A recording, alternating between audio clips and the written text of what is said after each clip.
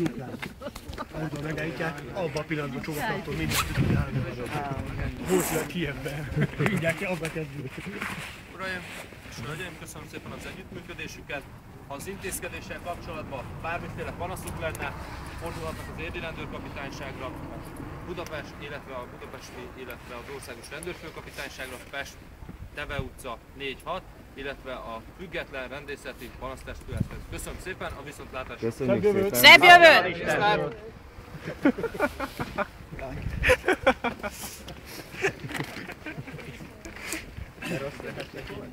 Mit?